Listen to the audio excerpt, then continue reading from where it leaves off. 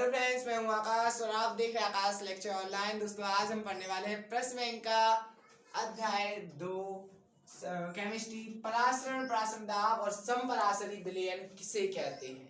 तो देखिए, यहाँ पर लिखा है वह क्रिया जिसमें शुद्ध विलायक के कण कम सांद्र विलयन में से उच्च सांद्र विलयन में अर्धपारगम झिल्ली में से होकर प्रवाहित होते हैं, यह क्रिया परासरण कहलाती है। ठीक है, यहाँ पे जो विलायक लिया गया है वो शुद्ध है। ठीक है, कोई प्रकार की इम्प्योरिटी नहीं है, तो शुद्ध विलायक है और उसके कारण वो कम सांद्र विलयन से होकर उच्च सांद्र विलयन में अर्धपारगम झिल्ली द्वारा प्रवाहित होते हैं। ठीक है, यह क्रिया क्या है? परासरण। और परासरण क्रिया में उत्पन्न दाब परासरण दाब कहलाता है। परासरण क्रिया में उत्पन्न दाब परासरण दाब कहलाता है। ठीक है, तो परासरण दाब की भी परिभाषा हो गई। नेक्स्ट है समपराशरी विलयन। तो वे विलयन जिनके परासरण दाब बराबर होते हैं, जिनके परासरण दाब बराबर होते हैं, समपराशरी विलयन कहलाते हैं। ठीक है, फटाक से आप एक स्क्रीनशॉट लीजिए। नेक्स्ट क्वेश्चन है, क्या है क्वेश्चन नेक्स्ट? आदर्श विलयन और अनादर्श विलयन में आपको 3 अंतर लिखना है। 3 नंबर का क्वेश्चन आएगा आपके सामने। तो देखिए, आदर्श विलयन और अनादर्श विलयन 2 कॉलम करेंगे। उसके बाद आदर्श विलयन क्या है? देखिए, आदर्श विलयन वे विलयन होते हैं जो सभी ताप और दाब पर, देखो सुन लो पहले हमारी, फिर अपन वो पढ़ लेंगे कि जो आदर्श विलयन होते हैं वो सभी ताप और सभी दाब पर राउल्ट के नियम का पालन करते हैं।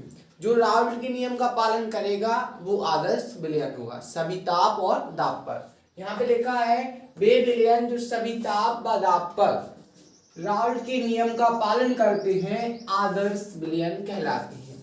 और यहाँ पे आपको अंतर लिखना है, तुम नहीं कर दो कि वे विलयन जो सभी ताप व दाब पर राउल्ट के नियम का पालन नहीं करते, अनादर्श विलयन कहलाते हैं। ओके, नेक्स्ट क्या है? एंथैल्पी परिवर्तन डेल एच। डेल एच मतलब होता है एंथैल्पी में परिवर्तन। एच मतलब एंथैल्पी और डेल एच मतलब H2 - H1, एंथैल्पी में परिवर्तन।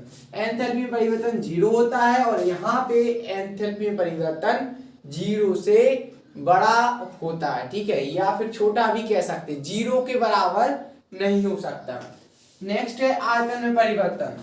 जो भी आयतन में परिवर्तन है 0 होता है, मतलब कुछ भी आयतन में परिवर्तन नहीं होता, लेकिन यहाँ पे आयतन में परिवर्तन 0 के बराबर नहीं होता, हो सकता है ज्यादा हो जाए। ठीक है, तो 0 के बराबर नहीं होगा। तो ये 3 अंतर थे, बहुत छोटे छोटे अंतर हैं, आप उनको एक बार पढ़ोगे तो याद हो जाएंगे। आसान भाषा है, एक स्क्रीनशॉट ले लो, फिर उसके बाद आगे चलते हैं। तीसरा देखिए, शुद्ध जल की मूलता ज्ञात करो। शुद्ध जल की मूलता ज्ञात करो। तो सबसे पहले हमें मूलता का फॉर्मूला बताओ। मूलता का फॉर्मूला होता है, ठीक है, तो आपको शुद्ध जल की मूलता ज्ञात करनी है। हमारे पास कुछ भी नहीं है, अकेला हमें दिख रहा है कि जल लिखा हुआ है, तो हम जल का सूत्र लिखेंगे H2O, उसका अणुभार लिखेंगे H2O का अणुभार, क्योंकि हमें अणुभार भी चाहिए। तो अणुभार कितना आ जाएगा? हाइड्रोजन का परमाणु भार 1 होता है, 2 हाइड्रोजन इसलिए 2 धन। ऑक्सीजन का परमाणु भार 16 होता है, इस प्रकार से टोटल कितना आ जाएगा? 18। इसके बाद हमें W चाहिए, तो W यहाँ पे क्या है? W है 1000 ग्राम। क्या है? 1000 ग्राम। कुछ नहीं दिया तो हम 1000 मान लेते हैं। 1000 ग्राम क्या है? पानी है, क्योंकि हम जानते हैं जो जल की डेंसिटी है, जल का क्या है? घनत्व। जल का घनत्व 1 ग्राम पर ml होता है। ठीक है, कहने का मतलब यही है कि आपसे जो जल की वैल्यू होती है, चाहे आप ml में नाप लो, चाहे आप उससे तौल लो, ठीक है, ग्राम में माप लो, बात बराबर होती है। ठीक है, तो यहाँ पर देख सकते हैं आप, जो W है वो 1000 ग्राम है और V है, V 1000 ml है। ठीक है, क्या है? 1000 ml। चूंकि आप जानते हैं जल के लिए 1 ग्राम बराबर 1 ml। ओके, तो यहाँ पर आप वैल्यू रख दीजिएगा। जो W है, W की वैल्यू 1000 रख दीजिएगा।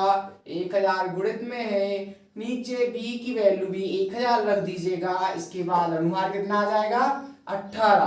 तो 1000 से 1000 कट जाएगा और यहाँ पे 1000/18। तो यहाँ पे जब आप भाग दो तो कितना आ जाएगा 55 दशमलव कुछ आ जाएगा। देखो हम भाग देकर ही बता देते हैं आपको। सबसे पहले आप 2 का भाग दे दो तो क्या आ जाएगा, यहाँ पे 500 आ जाएगा और यहाँ पर 9 आ जाएगा। इसके बाद आप फिर से भाग दो 9 का तो 9 क्या आ जाएगा 9 पन्ना 45 आ जाएगा, 5 और 0 बचेगा। 9 पन्ना 45 आ जाएगा, 5 और 0 बचेगा। 9 पन्ना 45 आ जाएगा, 5 0। 9 पन्ना 45 5 0। तो इस प्रकार जो आपका 55.55 आया है वो क्या आया है जल की मूलरता।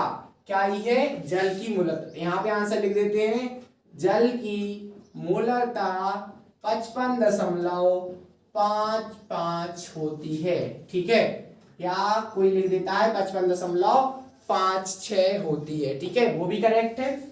तो आप इसको आंसर को नोट कर सकते हैं।